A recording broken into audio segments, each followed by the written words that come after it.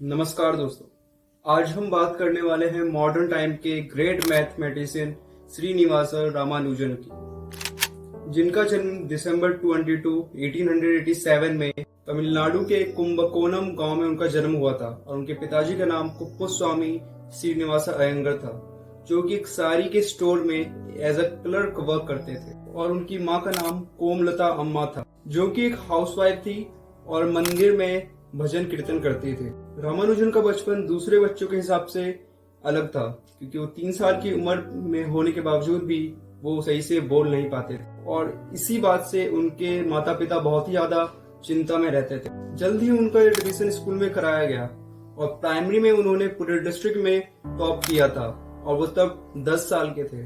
और आगे के एजुकेशन के लिए उन्होंने उनका एडमिशन टाउन हाई स्कूल में करवाया और जहाँ पे उन्होंने अपने आगे के 6 साल पढ़ाई किया। श्रीनिवास रामानुजन अपने बचपन में बहुत ही शांत बच्चे थे और वो बहुत ही काइंड और इमोशनल थे और वो किसी चीज को अगर पढ़ते थे तो बहुत ही डीपली पढ़ते थे उसको और बहुत ही डीपली कॉन्सेंट्रेट करते थे हर चीज पे। और वो उनकी एक आदत थी कि वो हर बात पे क्वेश्चन पूछते थे। वो बहुत ही ज्यादा क्वेश्चन पूछते थे और कुछ ऐसे भी क्वेश्चन वो पूछ किया करते थे कि उनके प्रोफेसर को अजीब लगता था। कुछ क्वेश्चन थे कि अर्थ क्लाउड से कितने डिस्टेंस पे है और सबसे पहला जन्म लेने वाला इंसान कौन था इस दुनिया में। श्रीनिवास रामानुजन इतने ज्यादा ब्रिलियंट थे कि दूसरे बच्चे और उनके टीचर्स भी उनसे देख के इन्फ्लुएंस हुआ करते थे। और हाई स्कूल कंप्लीट करने के बाद उन्हें मैथ में और इंग्लिश में अच्छे मार्क्स आने की वजह से उन्हें एक सुब्रमण्यम स्कॉलरशिप मिला और उसके बाद उन्होंने अपने कॉलेज में दाखिला लिया। और वो इतने ज्यादा ब्रिलियंट थे कि कॉलेज में भी उनसे स्टूडेंट और टीचर्स इन्फ्लुएंस हुआ करते थे। और उनके स्कूल के प्रिंसिपल ने कहा था कि रामानुजन एक ऐसे स्टूडेंट हैं जो कि स्कूल में पढ़ने के लायक नहीं है, क्योंकि उन्हें उससे बहुत ज्यादा नॉलेज है जो कि वहां पे वो गेन नहीं कर सकते और वहां पे वो स्कूल में पढ़ के अपना टाइम वेस्ट कर रहे हैं, जो कि एक कॉम्प्लीमेंट था उनके प्रिंसिपल की तरफ से रामानुजन। श्रीनिवास रामानुजन को स्कूल डेज में कॉलेज के लेवल की मैथमेटिक्स आती थी और वो कॉलेज के लेवल की मैथमेटिक्स को भी सॉल्व कर लेते थे आसानी से। और वो उन सारे मैथमेटिक्स को कॉलेज के स्टूडेंट्स को भी पढ़ाया करते थे। दिक्कतें तब शुरू हुई जब मैथ के प्रति उनका प्यार इतने हद तक बढ़ चुका था कि वो हिस्ट्री, बायोलॉजी और इंग्लिश क्लास में भी मैथ सॉल्व किया करते थे, जिसकी वजह से उनके मैथ में तो अच्छे मार्क्स आ गए पर वो बाकी सारे सब्जेक्ट में फेल हो गए और जिसकी वजह से उनकी स्कॉलरशिप ले ली गई। कॉलेज से निकलने के बाद रामानुजन ने एक नया कॉलेज ज्वाइन किया जो था पचयप्पा कॉलेज। वहां पे टीचर्स उनके टैलेंट को देख के बहुत ही सरप्राइज थे, क्योंकि जो क्वेश्चंस उनके प्रोफेसर सॉल्व नहीं कर पा रहे थे वो बहुत ही आसानी से सॉल्व कर लेते थे। और उनके नोट पैड में वो बहुत ही अलग अलग थ्योरम्स और बहुत ही डिफिकल्ट क्वेश्चन सॉल्व करते थे और उस वजह से उनके प्रोफेसर्स ने उन्हें एक्स्ट्रा क्लास देना स्टार्ट कर दिया। और एक्स्ट्रा क्लास में उनके प्रोफेसर उन्हें जनरल डिफिकल्टी सॉल्व करने के लिए बोलते थे। जो क्वेश्चन रामानुजन के प्रोफेसर 12 स्टेजेस में सॉल्व करते थे, रामानुजन उसे 3 स्टेजेस में ही सॉल्व कर दिया करते थे। कॉलेज में सबको पता था कि रामानुजन मैथ में कितने ब्रिलियंट थे। वो 3 आवर्स के मैथ टेस्ट को 30 मिनट से सॉल्व कर दिया करते थे, पर दूसरे सब्जेक्ट में उन्हें स्ट्रगल करना पड़ता था, उन्हें दिक्कतें आती थी। वो बहुत सारे दूसरे सब्जेक्ट के पेपर्स ब्लैंक छोड़ के भी आ जाते थे और उन्हें बाकी सब प्रोफेसर्स को पता था कि वो कितने ब्रिलियंट है, पर ये स्कूल सिस्टम की वजह से उन्हें फेल कर दिया गया उनके कॉलेज में, कि वो बाकी सब सब्जेक्ट में फेल हो गए थे, उन्हें कम मार्क्स आए थे इसलिए उन्हें फेल कर दिया गया। रामानुजन को हाई स्कूल के बाद 5 साल तक बहुत सारी परेशानियां झेलनी पड़ी। पहले उन्हें कॉलेज से निकाल दिया गया, मैथ में उन्हें अच्छे ग्रेड मिले थे पर बाकी सब्जेक्ट में वो फेल हो चुके थे। इसीलिए उस समय इंडिया पर अंग्रेजों का शासन था और उनके पास ना एम्प्लॉयमेंट था ना ही उनके पास डिग्री थी और उनके समाज के लोग उन्हें जॉब करने की सलाह दिया करते थे। और उनके पास जो कुछ था भी वो था कि उनके पास भगवान के प्रति एक निष्ठा थी और मैथ में उन्हें डीप नॉलेज था और ग्रेट लेवल ऑफ नॉलेज था उन्हें मैथ में। नवांकरी देवी जो कि रामानुजन और उनके परिवार की कुल देवी थी और उनको उनके प्रति बहुत ही ज्यादा निष्ठा और विश्वास था। यही कारण था कि अभी तक जितनी परेशानियां आई वो उनसे डरे नहीं और आगे बढ़ते रहे और उन्होंने अपने मैथ की पढ़ाई जारी रखी और उन्होंने स्कूल में एज ए टीचर भी काम किया और उन्हें मंथली 5 रुपए मिलता था, जिसके ऊपर वो गुजारा करते थे। उसके बाद पहली बार रामानुजन मद्रास गए नौकरी की तलाश में, और वहां पे वो घर घर जाके जॉब के लिए तलाश करने लगे। और वो अपने पास एक नोटबुक रखते थे जिसपे वो अपने सारे अर्थमेटिक क्वेश्चंस लिखते थे और मैथ के सारे थ्योरम्स को सॉल्व किया करते थे।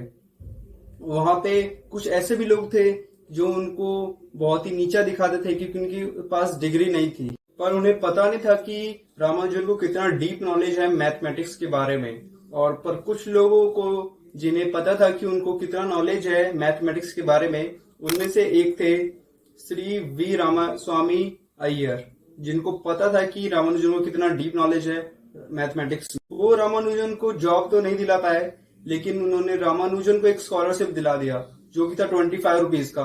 उन्होंने डिस्ट्रिक्ट मजिस्ट्रेट का हेल्प लेके, जिनका नाम था रामाचंद्रन राव, उनकी मदद से उन्होंने उन्हें स्कॉलरशिप दिलवाया था ताकि वो मैथमेटिकल सोसाइटी ऑफ मैगजीन में वो आर्टिकल डाल सके। अब स्कॉलरशिप मिलने के बाद रामानुजन अपने सॉल्व किए गए थ्योरम्स और सारे क्वेश्चंस अब मैगजीन में पब्लिश कर सकते थे।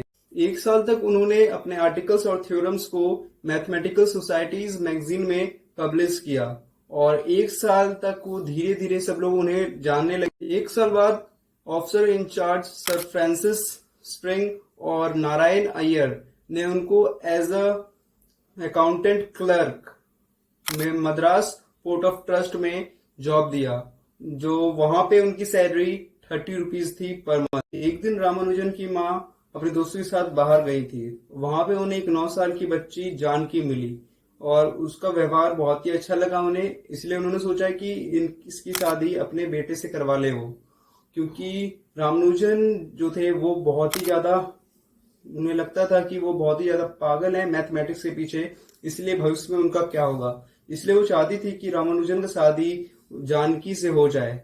और फिर 1908 में रामानुजन और जानकी का शादी हुआ और उन्हें लगा कि अब रामानुजन मैथ को उतना वैल्यू नहीं देंगे, पर रामानुजन ने ऐसा न करते हुए उसमें और ज्यादा उन्होंने प्रैक्टिस किया और रिसर्च किया और उसके बाद वो और बड़े अपॉर्चुनिटी के लिए तलाश में बढ़ते रहे। 1913 में रामानुजन ने एक लेटर लिखा कैम्ब्रिज यूनिवर्सिटी के एक प्रोफेसर जीएच हार्डी को, जो कि तब के बहुत ही बड़े ग्रेट मैथमेटिशियन थे। और उनके अलावा एक और मैथमेटिशियन थे जो थे जेई लिटलवुड। उन दोनों ने मिलके बहुत सारे डिस्कवरीज किए थे मैथमेटिक्स में। जीएच हार्डी और टाइटन ऑफ ट्रिनिटी कॉलेज जे लिटलवुड ने मिलके 100 जॉइंट पेपर्स को पब्लिश किया और तब इंग्लैंड एक सुपर पावर की तरह उभर रहा था पूरी दुनिया में थ्योरीज और मैथ को लेकर, मैथ की थ्योरीज और थ्योरम्स को लेकर, क्योंकि उनके पास बहुत अच्छे अच्छे मैथमेटिशियंस थे। तब के समय में इंग्लैंड एक सुपर पावर की तरह उभर रहा था अपने मैथमेटिक्स के थ्योरम्स और दूसरे क्वेश्चंस को लेके। उनके मैथमेटिशियंस बहुत ही ज्यादा ग्रेट थे, जिन्होंने बहुत बड़े बड़े डिस्कवरीज किए थे मैथ्स में और बहुत सारे अनसॉल्व्ड क्वेश्चंस को भी सॉल्व किया था। और इस वजह से इंग्लैंड तब एक सुपर पावर बन चुका था मैथमेटिक्स में। जब जीएच हार्डी को रामानुजन का लेटर मिला तो पहले तो उन्होंने ध्यान नहीं दिया। उसके बाद जब उन्होंने उस लेटर को देखा तो उसमें बहुत सारे ऐसे थ्योरम्स थे जो उन्होंने पहले कभी नहीं देखा था और बहुत सारे ऐसे क्वेश्चंस थे जो कि अनसॉल्व थे और रामानुजन ने उसे सॉल्व कर दिया था और अभी तक के मैथमेटिशियन ने उन्हें सॉल्व नहीं कर पा रहे थे।